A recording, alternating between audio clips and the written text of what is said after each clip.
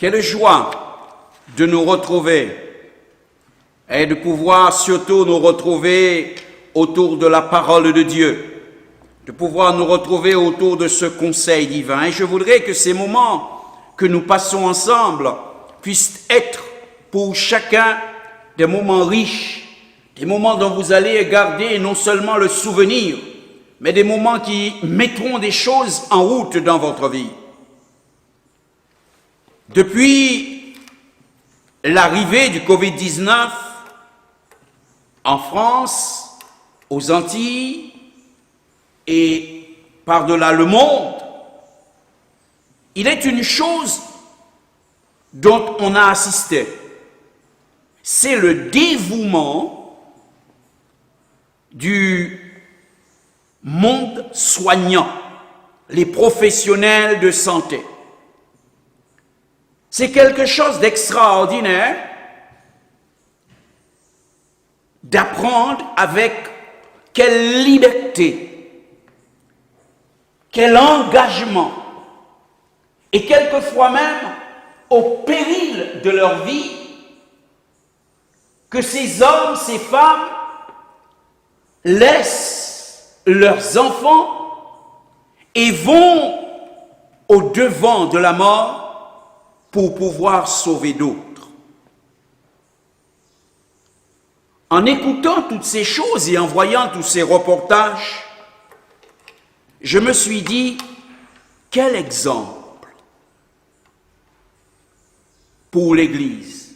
Et ça m'a rappelé cette parole de l'Écriture qui dit, les enfants de ce siècle seront plus sages que les enfants de Dieu. Et notamment dans ces temps-ci. Un dévouement. Est-ce que cela n'est pas aussi une forme d'amour? C'est plus que simplement de l'humanisme. Et c'est pourquoi je voudrais attirer l'attention du peuple de Dieu sur une parole du Seigneur qui nous invite à un tel engagement. Parce que si maintenant, pendant le confinement, c'est l'émoi pour tout un chacun, mais une fois le confinement aura passé, quand nous retrouverons les trains-trains d'habituels, quand des mois passeront, quand des années, que restera-t-il de ce qu'on aura appris du Covid-19? Quelle chose, quelle leçon, quel impact cela laissera-t-il dans notre pratique chrétienne, dans notre pratique au quotidien, dans notre façon de manifester l'amour? Pour nous aider à cette réflexion, j'ai voulu lire cette parole de Jésus lorsqu'il a raconté l'histoire du bon Samaritain à quelqu'un. La Bible dit, Jésus lui dit dans l'évangile de Luc, le chapitre 10 et le verset 30, « Tu as bien répondu, lui dit Jésus. Fais cela et tu vivras. » Fais cela. Il va donc parler à Jésus de la personne qui avait le mieux, qui avait fait mieux pour celui qui était tombé parmi les brigands. Et Jésus lui dit, tu as très bien compris. Toi, imite cette personne. Va, imite cette personne et tu vivras. En effet, la parole du bon Samaritain va nous présenter 4 personnages. Puisque Jésus dit, un homme est tombé au milieu des brigands, et puis alors qu'il est là ayant des besoins, il arrivera un sacrificateur qui l'ayant vu passera outre. Il y aura un lévite qui l'ayant vu passera outre. Et puis il y aura le samaritain qui va s'arrêter sur le sort et le chemin de la victime. 4 personnes. La victime, le sacrificateur, le lévite et le samaritain. Et chacune de ces personnes va jouer un rôle important et pourrait laisser un enseignement dans notre vie.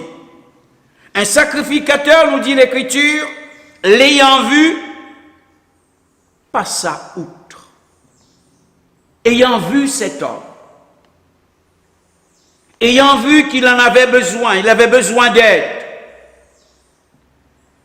il va passer outre. Comme si ce n'était pas son affaire que l'autre soit malade. Nous pourrions dire, il va le regarder et il restera indifférent et il s'en ira.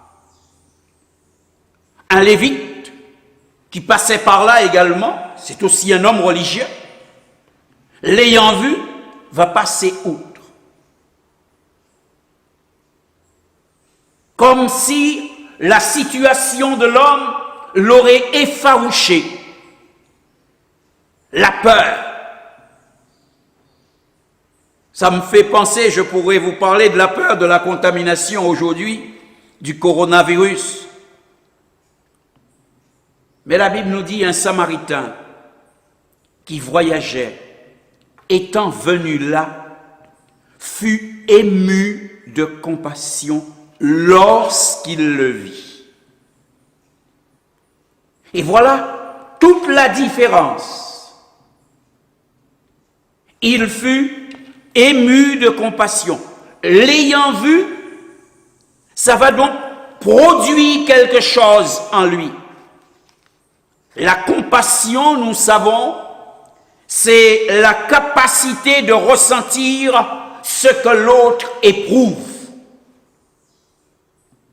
C'est l'habilité à comprendre ce que l'autre vit. Et c'est ce qui est arrivé, le Samaritain, lorsqu'il est arrivé, il a vu combien l'autre était mal en point, il le verra. La Bible dit, il s'approcha et banda ses plaies, en y versant de l'huile et du vin.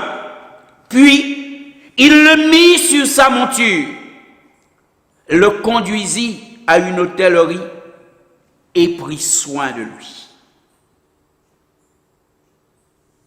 Nous comprenons donc que s'il y a quelqu'un à imiter parmi ces 3 hommes, c'est le Samaritain. Lui me fait penser à ce personnel soignant, dévoué pour le bien-être des autres, dévoué pour le bien des personnes qu'ils ne connaissent même pas, et peut-être des gens qu'ils ne reverront jamais. Et la Bible nous invite à imiter le Samaritain et leur exemple pour des gens que nous connaissons, pour des gens qui vivent avec nous dans la même église, pour des gens avec lesquels nous partageons la coupe, pour des gens avec lesquels nous nous unissons, comme nous aimons dire, pour entrer dans le sanctuaire, pour adorer et prier Dieu. La Bible nous invite d'avoir pour eux un même dévouement. La Bible nous invite de les aimer de cette manière-là, d'une manière qui fait que nous nous arrêtons et que nous pouvons bander leurs plaies en y versant de l'huile et du vin qui permettent que nous puissions mettre à leur disposition ce que nous avons et qui nous permettent alors de prendre soin d'eux. Il va donc, cet homme, faire quelque chose, il va bander ses plaies. il va bander ses plaies en y versant de l'huile et du vin. Voilà ce que cet homme possède. Il possède des bandages, il possède de l'huile, il possède du vin, il possède une monture et il a une certaine ressource, de l'argent. Peu, mais il en a. Et cela nous rappelle pourquoi Dieu nous a donné, à nous aussi, le Saint-Esprit. Il nous a donné le ministère. Il nous a donné les dons. Il nous a donné les moyens pour que nous puissions venir au secours de ce monde avec ses besoins. C'est avec ce que toi, tu possèdes que Dieu t'invite à agir, que Dieu t'invite à te mettre au travail auprès des autres. Pas besoin de faire ce que d'autres font pour lesquels tu n'as pas de ressources, mais avec les ressources que tu as, ce que toi tu possèdes, alors tu es invité à bander les plaies. Tu es invité à y verser de l'huile. Tu es invité à y verser du vin. Tu es invité à les placer sur ta monture pour les conduire à l'hôtellerie, dans la maison du Seigneur. Et à te donner, à payer les frais pour assurer le suivi de leur convalescence. Parce que les dons que nous avons reçus de Dieu nous rendent capables. Et parce que la Bible nous enseigne que ce n'est pas pour nous seuls que nous avons reçu les dons, la Bible nous dit, nous les avons reçus pour l'utilité commune. Pas pour nous seuls, mais pour le bien de la communauté, pour le bien des autres.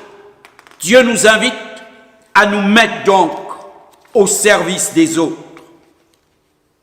Cette parabole de l'Écriture nous amène à considérer tout ce qu'est l'amour de Dieu pour chacun de nous, pour chaque personne qui s'approche de lui, mais également ce que doit être notre amour pour chacun,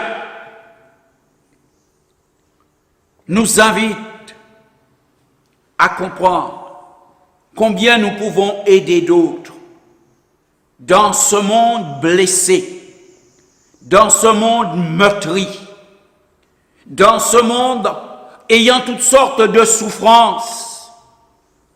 Je voudrais te dire, tu peux penser, tu peux bander les plaies. Tu te dois de soigner les blessures et assurer à l'autre un plein rétablissement. Et c'est aussi un défi pour chacun de nous, car Jésus nous le dit, va et toi fais de même. Va et toi fais de même. Laissez-moi encore vous dire, ce personnel soignant a vu les blessés, a vu les victimes du Covid-19 et s'est engagé. Et toi, tu as l'ordre de Jésus. Va et fais de même. Parce que ce monde moderne est affligé. Ce monde moderne est tourmenté. Ce monde moderne est brisé. Ce monde moderne qui cherche désespérément de l'aide. Quand les informations nous disent ce que les gouvernants et nos chefs d'État sont capables s'il n'y avait pas le Covid et que l'on apprenait dans le fin fond d'un petit pays que des chefs ont pris ce qu'un autre chef avait déjà acheté, l'on dirait, mais ce sont des gens pas civilisés. Mais on apprend que ce sont les plus grands qui agissent comme ça. Comme si les victimes de leur pays étaient plus importantes que les victimes de notre pays. On est en droit de se poser la question, où est la solidarité? Mais toi aussi, je voudrais te dire, lorsque tu fermes les yeux sur le sort des autres, lorsque tu agis avec indifférence, lorsque ton comportement vis-à-vis d'eux n'est dicté que par la peur,